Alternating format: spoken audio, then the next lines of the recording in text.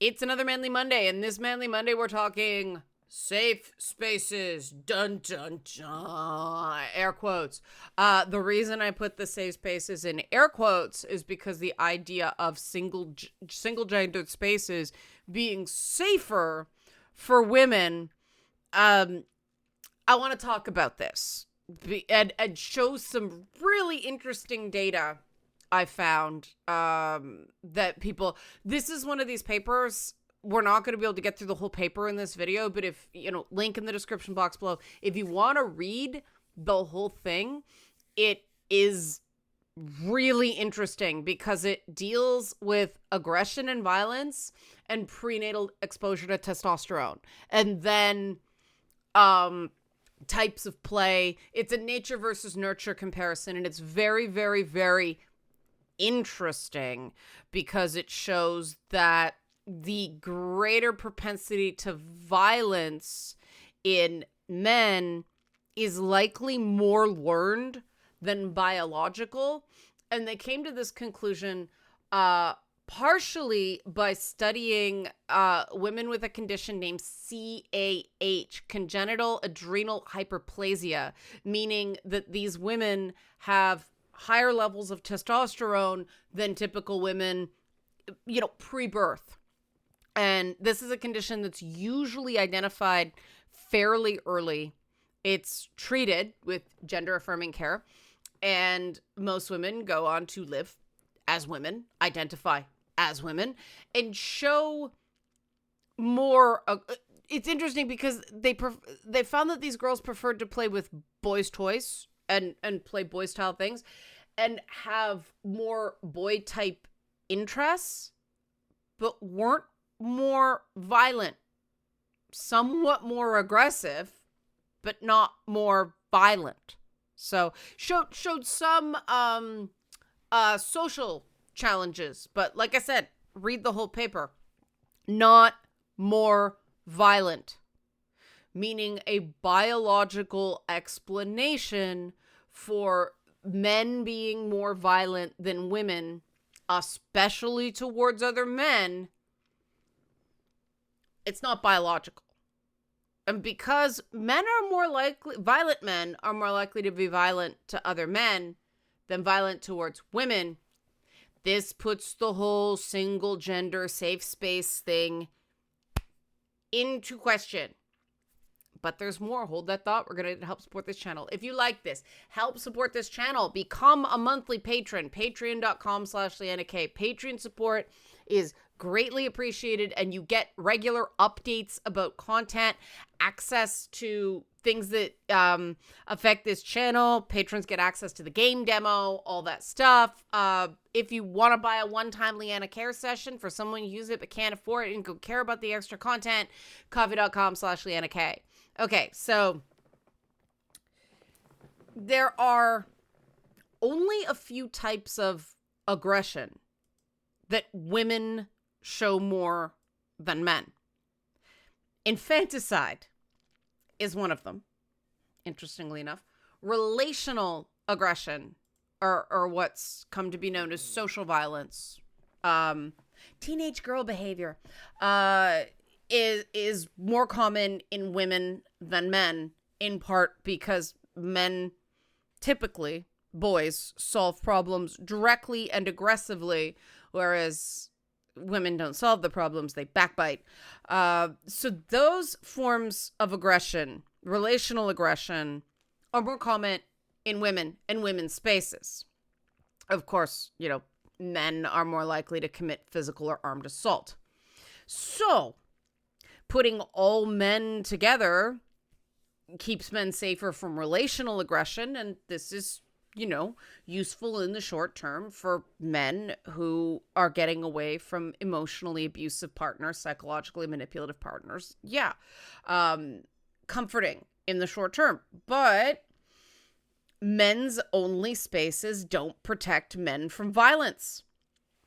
Meanwhile, women's only spaces, the theory is it protects women from violence, sure, but emotional abuse, manipulation, gaslighting. No, it's no more safer in only women's spaces. And there's a lot of, I put a thing up on Twitter last week, X, asking, do men do they're trying to take this over way that women do. And I got mixed responses. One person said, isn't that pretty much the entire GOP party platform? That was redundant. GOP platform. There we go. And it's like they're trying to take it over. Yeah, okay, I guess that's true. Funny joke.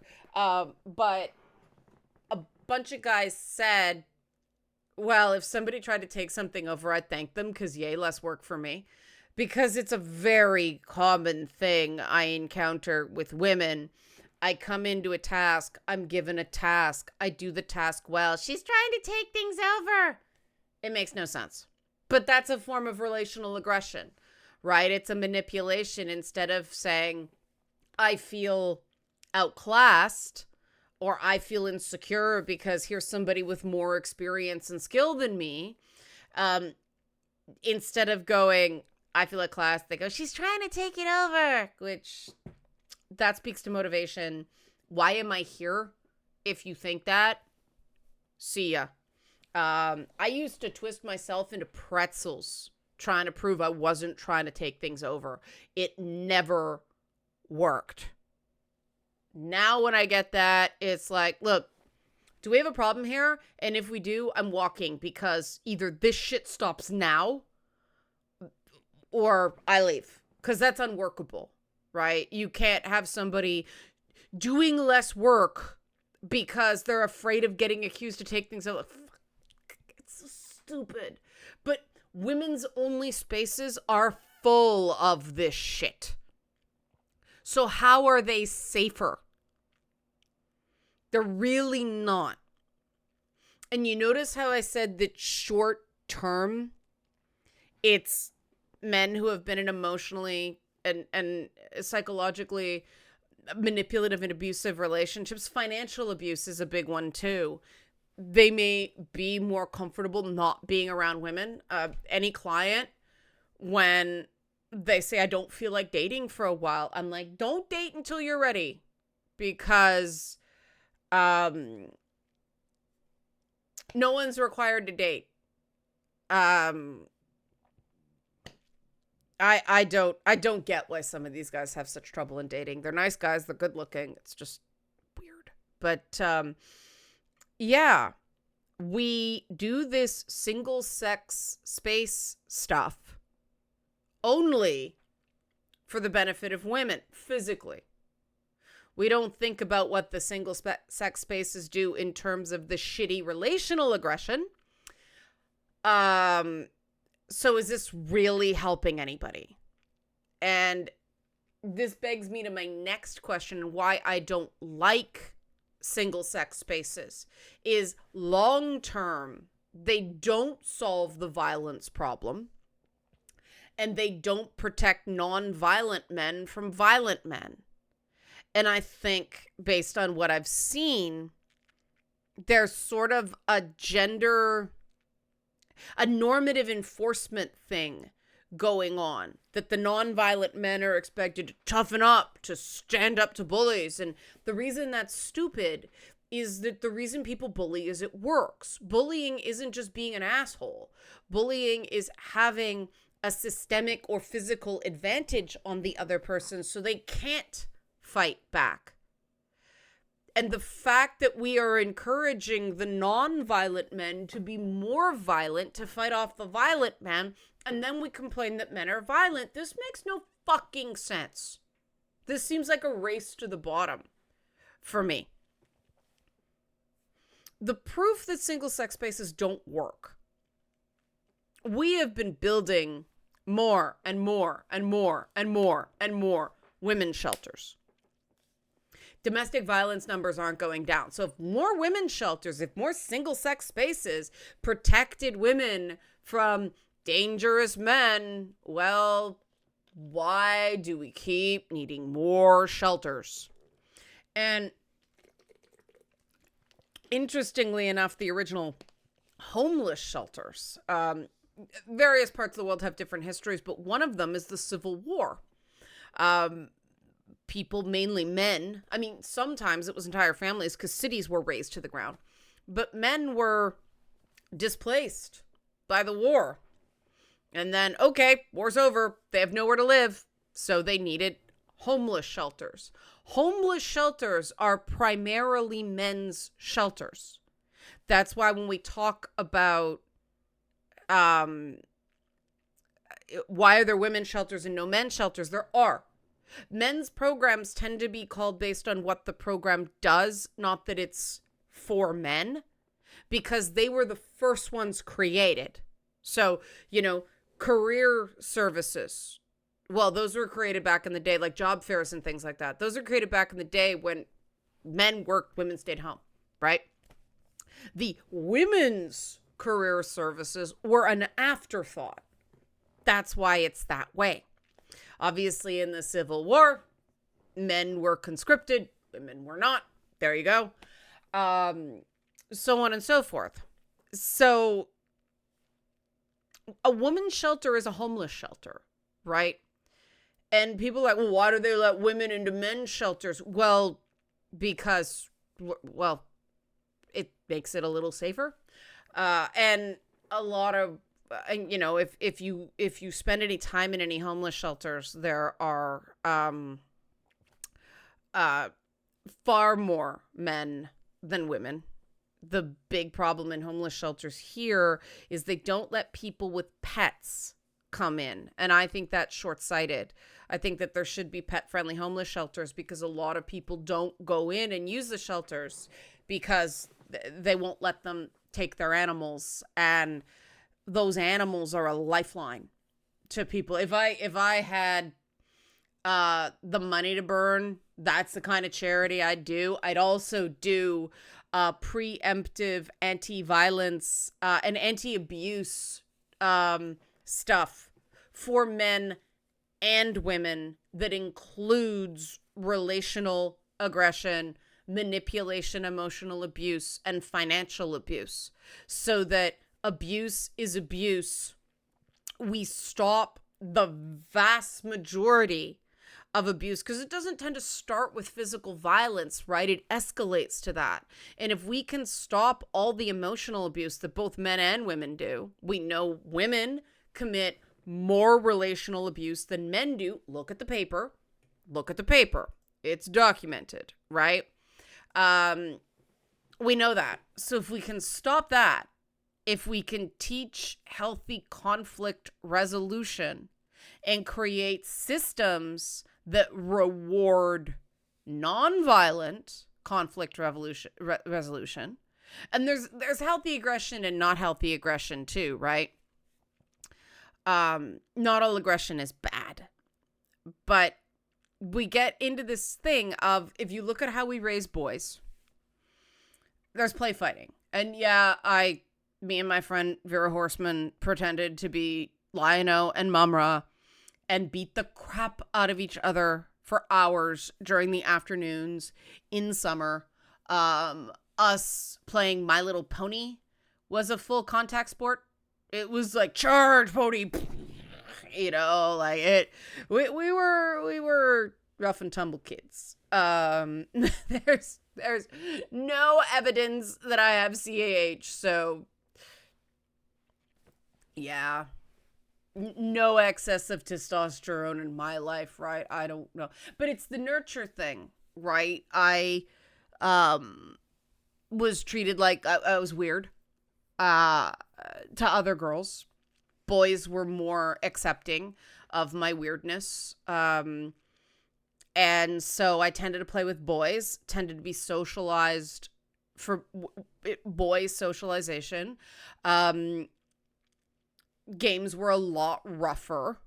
And, I did go through violent periods as a teenager. Part of that was because, again, rough neighborhood, you had to either scare the crap out of people so they'd leave you alone or learn how to fight. I did a combination of both and be very, very useful because if I helped the tough people with their homework, they'd be somewhat protective, right?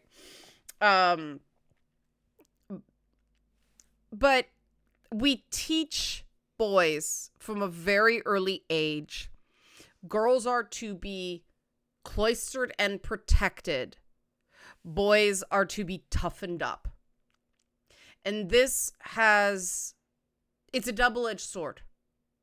Because when you go out into the world and have to get a job, when you're not in the safer confines of school, and now you have to compete and things aren't fair, that male socialization of healthy aggression, of going out, of being not afraid to screw up and do better, that's a real benefit in jobs. Part of the reason I think I've done better in these more male-dominated industries is because I was socialized boy. It's weird, though, because I'm doing more women's stuff now, like women's-oriented stuff. Thanks, Song, for getting me into this romantic-y stuff, but it's so weird. You go into me, they're fantasy books, right? I guess that's because how I understand them.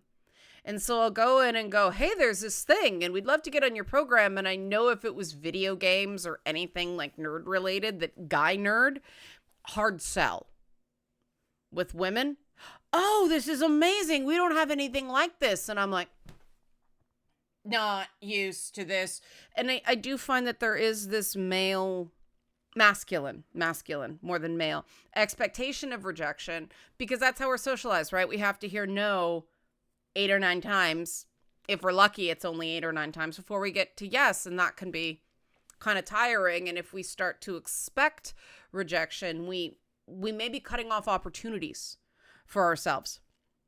And the reason I think that the single sex basis model doesn't work long term is not just that because it doesn't protect men from violence. In fact, it encourages violence because men are all mashed together, the violent ones and the non-violent ones. But it doesn't give women those encouragement to be direct, for one, discouraging relational aggression through that directness, but also that healthy aggression. That's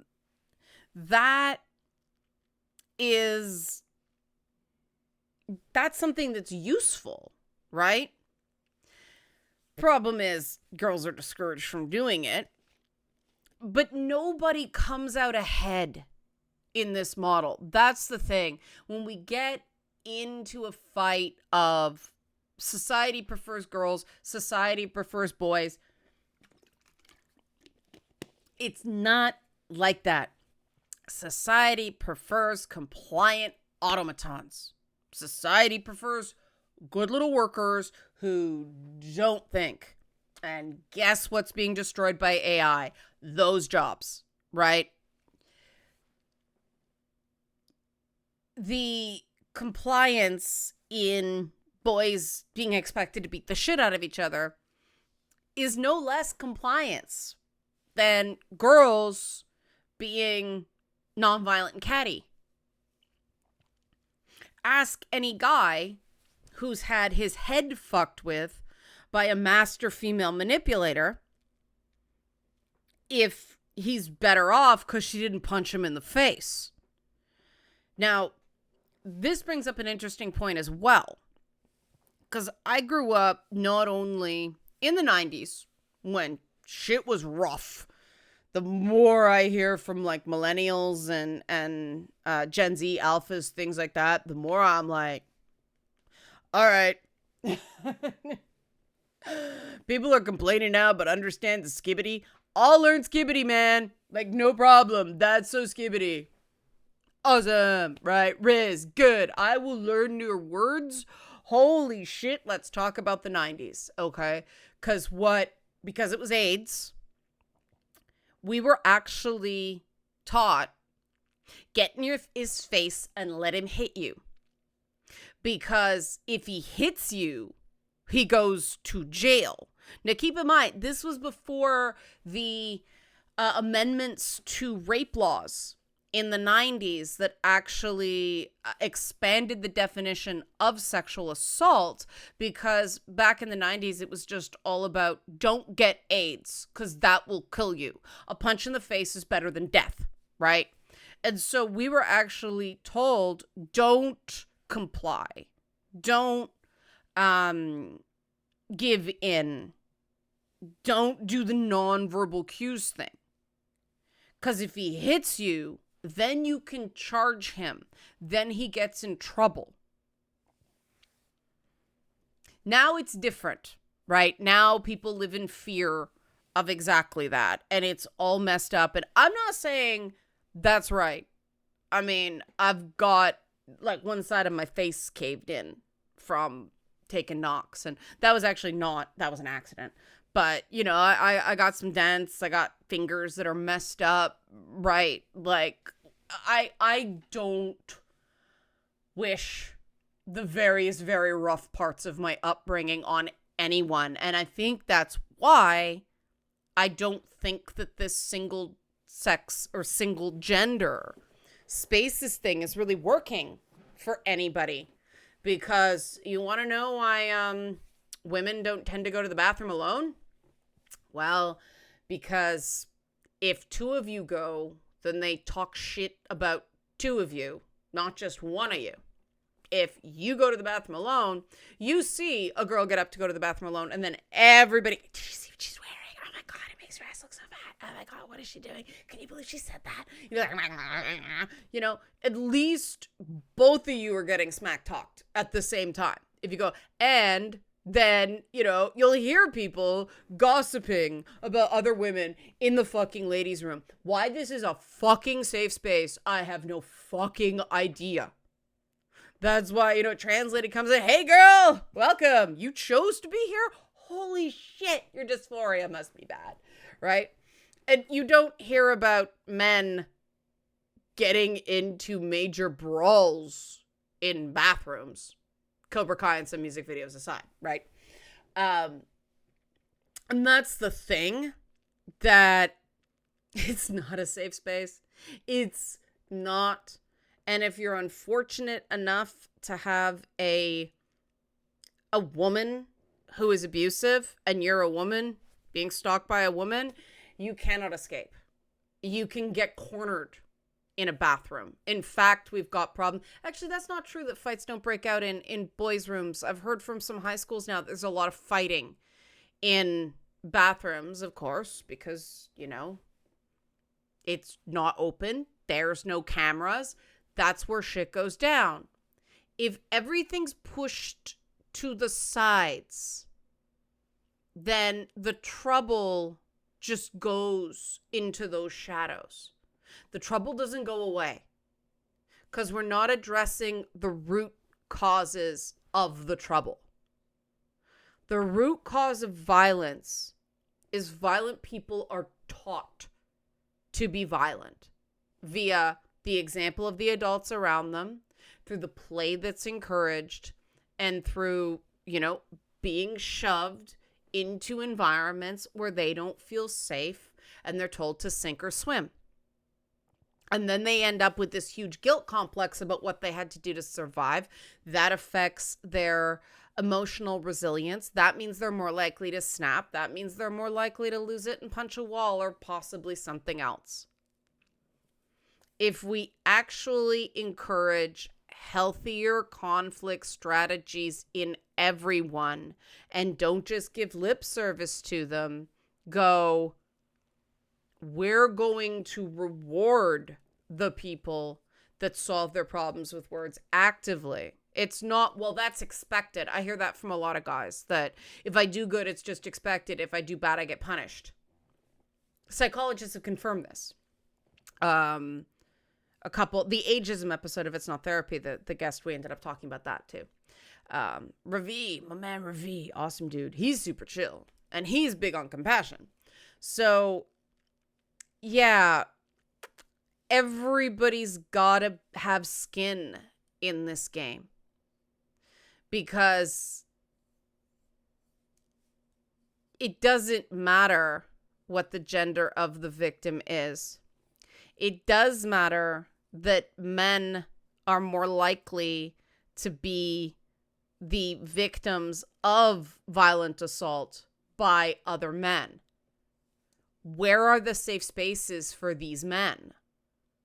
We don't have them in society right now because somewhere along the line, we believe that the segregation of gender with things like bathrooms, and, nobody wanted women's sport. They were forced to do that by shit like Title IX. And then all of a sudden they found that in certain sports,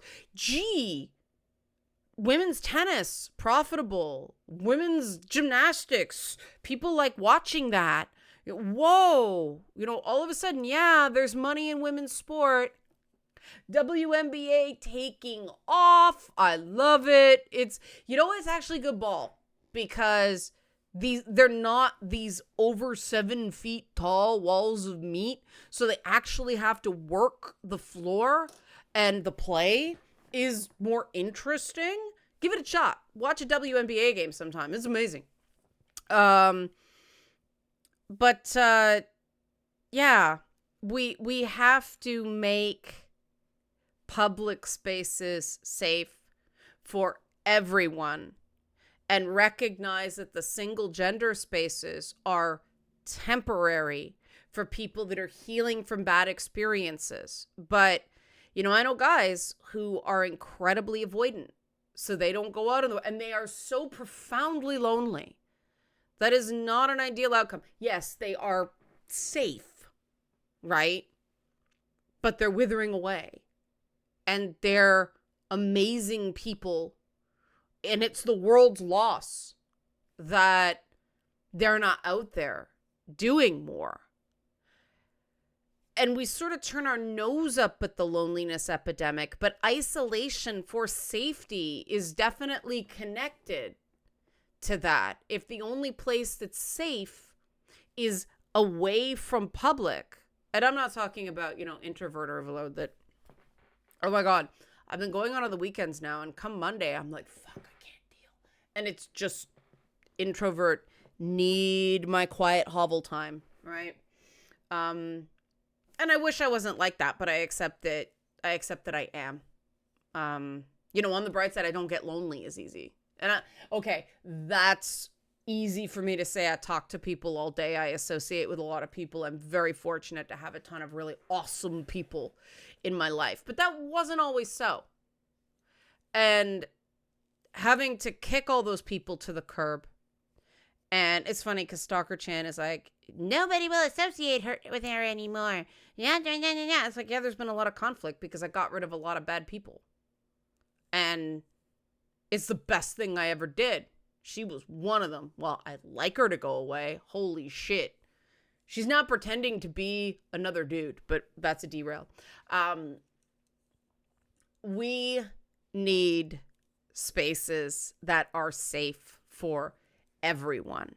And I practice what I preach in this. Any event I run, and this has happened, that guys came to me and said, look, I have this ex. She's causing me trouble.